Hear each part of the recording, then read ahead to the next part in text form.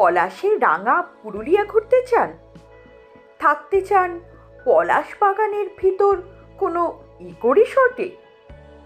সঙ্গে চান দুপুরে ঘরোয়া খাবার, রাতে দেশি মুরগির ঝোল, সাথে যদি পান পুরুলিয়ার দেশীয় পানীয় টাটকা মহুয়া, সঙ্গে অবশ্যই পুরুলিয়া তথা পশ্চিমবঙ্গের ঐতিহ্য ছৌ নাচ, তাহলে হ্যাঁ, আপনি ঠিক ভিডিওই দেখছেন। আজ আমি আপনাদের নিয়ে যাব পুরুলিয়ার পলাশ বাগানের ভিতর ছোট্ট একটি ইকো রিসর্টে, যেখানে আপনারা পাবেন এই সব কিছুই। তাই ভিডিওটি স্কিপ না করে সম্পূর্ণ দেখুন, আমি জানাবো খুঁটিনাটি সব খবর।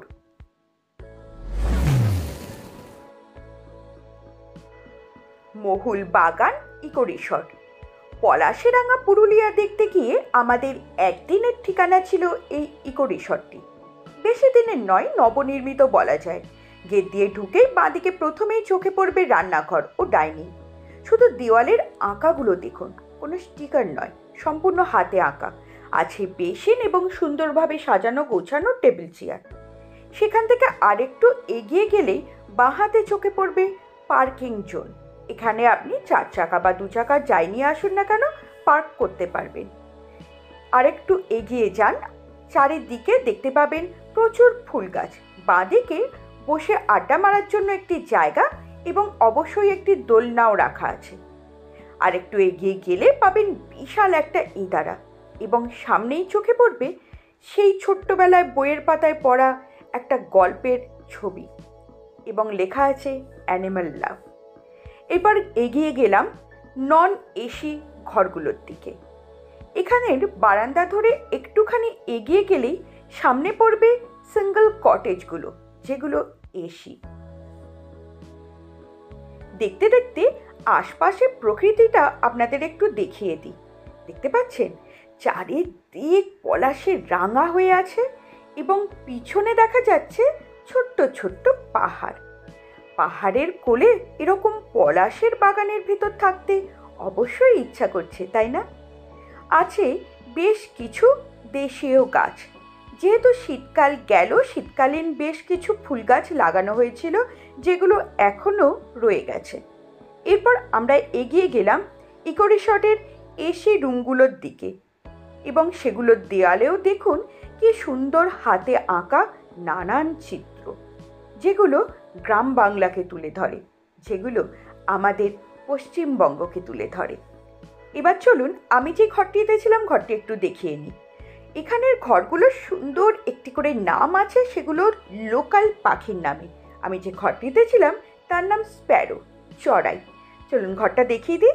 এর নাম চড়াই, একটা ওই জন্য চড়াই আঁকা আছে। আর দরজাটা দেখতে পাচ্ছেন সুন্দর আঁকিবুকি করা, কালার করা। আর এটা 4 বেডের রুম, দুটো করে মানে ডবল বেড করা আছে, কিন্তু এটা কিন্তু 3 জন শোয়ার মতো না, এটা ডবল বেডই, মানে 5-7-এর খাট।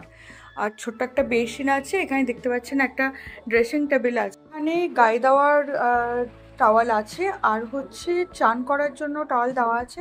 সাদা বিছানা, একদম সাদা বালিশ। এখানেও তাই একটা করে গায়ে দেওয়ার কম্বল এবং 2টো করে হ্যান্ড টাওয়াল আছে। আমাদের ব্যাগগুলো এসে রেখে দিয়েছি বলে এই অবস্থা। আচ্ছা একটা ছোট টি টেবিল আছে, সেটাও দেখাতে ভুলে গেছি। আর প্রত্যেকটা ঘরেতেই বিছানার সঙ্গে কিন্তু মোবাইলের পয়েন্ট অবশ্যই করা আছে। এখানেও দেখুন, এখানে তো পাখার জন্য এটা খুব বেশি প্রয়োজন। বাথরুমটা দেখিয়ে দিই। এখানে কোমোড আছে, একটা আয়না রাখা আছে, জিনিসপত্র রাখার জায়গা আছে, একটা গিজার আছে এবং জলের কল যেরকম থাকে সবই আছে। অবশ্যই শাওয়ার আছে। তাহলে দেখতে পাচ্ছেন সর্বসুবিধাযুক্ত এবং একটা টুল রাখা আছে, ওখানে ডাস্টবিন। সত্যি করে বাথরুমে এটা খুব একটা প্রয়োজনীয় জিনিস। আর বাদবাকি তো দেখালাম। ভীষণ ভালো একটা রুম। এখানে এসির সুবিধা আছে, কেউ না চাইলে পাখাটাও চালাতে পারেন। আর বাইরের ভিউটা জাস্ট দেখাচ্ছি, এই যে দেখুন।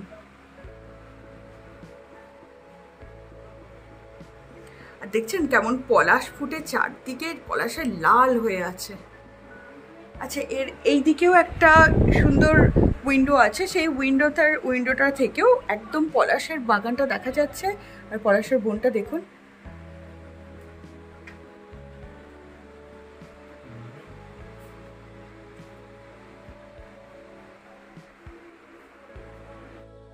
এরপর চলে আসলাম পাশে আরেকটি রুম দেখতে, যার নাম কোকিল।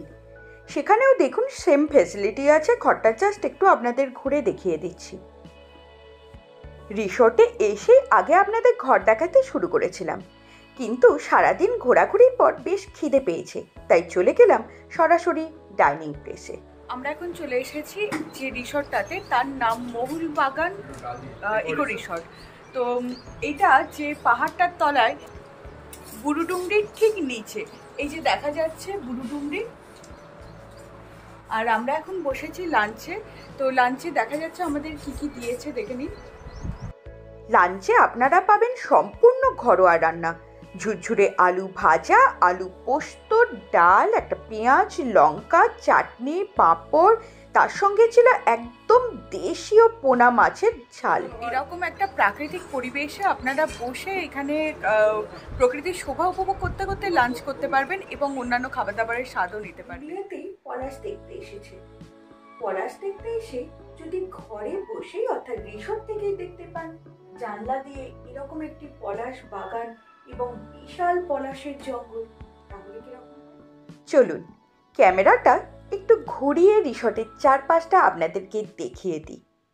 তারপর দুপুরবেলায় একটু বিশ্রাম, বিকেলবেলায় নিয়ে যাব পলাশ বাগানে এবং ছোট্ট একটি ইভিনিং ট্রেকে। সঙ্গে থাকুন।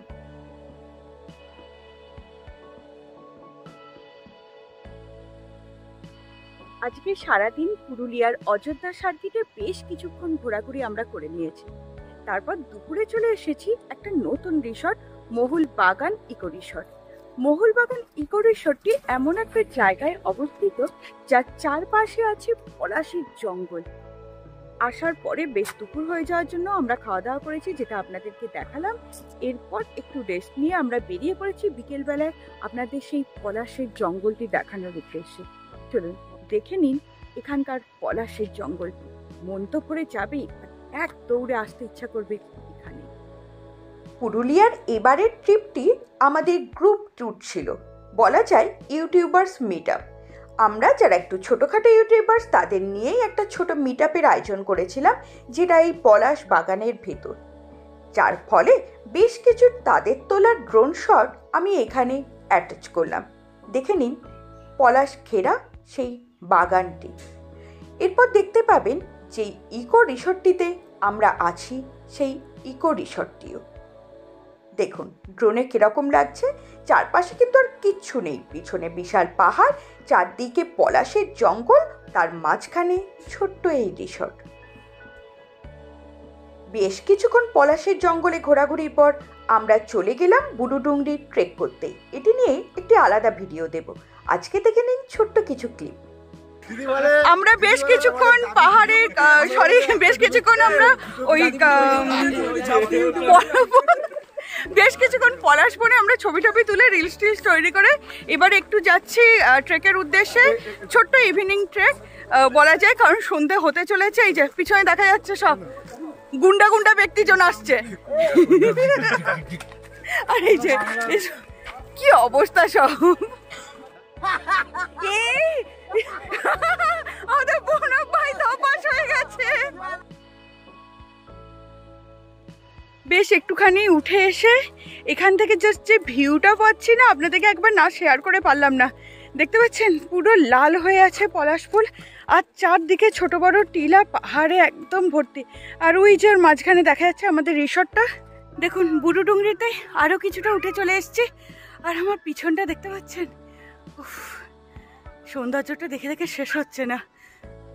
উঠে পড়েছি বুড়ুডুংরিতে, আর যত দূর চোখ যাচ্ছে, এটা যেহেতু মোবাইলে শ্যুট করা তাই এতটা পরিষ্কার বোঝাতে পারছি না, কিন্তু যত দূর আর কি চোখ যাচ্ছে, খালি চোখে আমরা দেখতে পাচ্ছি সবটাই পলাশে ভরে গেছে। আর অবশ্যই ভিডিও কেমন লাগছে জানাতে কিন্তু ভুলবেন না কমেন্ট বক্সে। বিকাল ঘনিয়ে সন্ধ্যা হতে চলল, তাই আমরাও গুটি গুটি পায়ে পাহাড় থেকে নেমে আসলাম। আসার পরে আমাদের সামনে চলে আসলো বাঙালির সবচেয়ে প্রিয় টিফিন, সান্ধ্যকালীন টিফিন, মুড়ি এবং তার সঙ্গে গরম গরম পেঁয়াজি। পেঁয়াজির সাইজগুলো একবার শুধু দেখুন। প্রচণ্ড হাওয়া চলছিল। তারপর শুনে নিলাম এখানে এই মুহূর্তে যিনি দায়িত্ব আছেন রিসর্টটি, তার কাছে রিসর্ট সম্পর্কে কিছু কথা। চলুন ভাই, আপনার নামটা? আমার নাম রতন মাহাতো। আচ্ছা, আপনি এই রিসর্টটা দেখাশোনা করেন তাই তো? আচ্ছা, রিসর্টটার নামটা একটু বলে দিন। মৌলবাগান ইকো রিসর্ট। এটা কোথায়? এটাই মানে জায়গাটার মধ্যে পড়ে জজাহাত গ্রামে। আচ্ছা, এখানে আসার জন্য কিভাবে মানুষ আসতে পারবে? এখানে ট্রেনে করে যদি কেউ আসতে চায় তাহলে কাছে বড় স্টেশন মুড়ি রয়েছে, মুড়ি জংশন, সেখান থেকেও আসতে পারে, কিংবা ঝালদা স্টেশন ছোট, ওখান থেকেও আসতে পারে। কেউ যদি গাড়ি বলে দেয় আমাদের গাড়ির ব্যবস্থা করে দিই। আচ্ছা, গাড়ি কিরকম রেট আছে? যেরকম সাইড সিনে সেরকম লাগে। এবং মুড়ি থেকে আসাটা একটা 1200 টাকা বুলেরো তো রয়েছে, আর এই 5 সিটারে যেটা রয়েছে সেটাতে 1000 টাকা রয়েছে। আচ্ছা, ঝালদা থেকে? ঝালদা থেকে ওই 800 টাকা আর 1000 টাকা, মানে 5 সিটারে 800 টাকা আর বুলেরো তো 1000 টাকা। আর এখানে রুম কি ধরনের রুম আছে? এসি নন এসি দু রকমই আছে? হ্যাঁ, এসি আছে। এসিতে রেট 2200 টাকা আর নন এসিতে 800 টাকা। 4 জনের তাই তো? হ্যাঁ, 4 জনের বেড রয়েছে। আর খাওয়াটা কি আলাদা না ওর সঙ্গে? হ্যাঁ, খাওয়াটা আলাদা। আচ্ছা, কি কি থাকে মেনুতে? মেনুতে আমাদের মর্নিং টি থেকে ডিনার পর্যন্ত, তার মধ্যে ব্রেকফাস্টে লুচি, তরকারি, ডিম সিদ্ধ, কলা, মিষ্টি। তারপরে দুপুরের খাবার রয়েছে ভাত, ডাল, সবজি, মিক্সড সবজি, পাঁপড়, চাটনি। তারপর এগুলো রয়েছে দুপুরে। মাছ দুপুরে কি মাছ কিংবা ডিম। আচ্ছা। আর বিকালে মুড়ি পকোড়া। আচ্ছা, পকোড়া বা পেঁয়াজি টাজি যেরকম চাই। তারপর রাতে রুটি কিংবা ভাত যে যেরকম চাই। তারপর ওই চিকেন রয়েছে, তরকারি রয়েছে, আলু ভাজা, ডাল। সবটা এটা রেট কি রকম আছে? খাবারের 600 টাকা। ওটা আলাদা, ওটা কি পার হেড 600 টাকা তাই তো? 600 টাকা। আচ্ছা, তো মানে খাবার রেটটা আপনার মর্নিং এর ব্রেকফাস্ট, লাঞ্চ এন্ড ডিনার হ্যাঁ, তিনটেই জুড়ে তাই তো? হ্যাঁ। আর কেউ যদি নন ভেজ না খায়, শুধু ভেজ খায়, তার জন্য কি আলাদা কোনো আইটেম করে দেওয়া হয়? হ্যাঁ, করে দেওয়া হয় তার জন্য। আচ্ছা, আর যদি কেউ ক্যাম্প ফায়ার করতে চায় বা কিছু, সেটা করতে পারে? সেটা করতে পারে, কিন্তু এটা আলাদা এক্সট্রা চার্জ দিতে হয়। অসংখ্য ধন্যবাদ আপনাকে।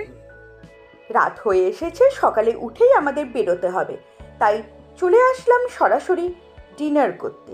ডিনারে দেখুন, আমরা সকলেই ভাত নিয়েছি, ডাল নিয়েছি, তার সাথে করেছিল বেগুন ভাজা, একটা মিক্সড ভেজ এবং তার সঙ্গে অবশ্যই দেশি চিকেন। আজকের মতো রিসর্টের ভিডিও এতটাই। ভিডিও কেমন লাগলো কমেন্ট বক্সে জানাতে ভুলবেন না। যারা এখানে যেতে চান তাদের জন্য ডেসক্রিপশন বক্সে এবং ভিডিওর স্ক্রিনে আমি ফোন নাম্বার দিয়ে দিচ্ছি।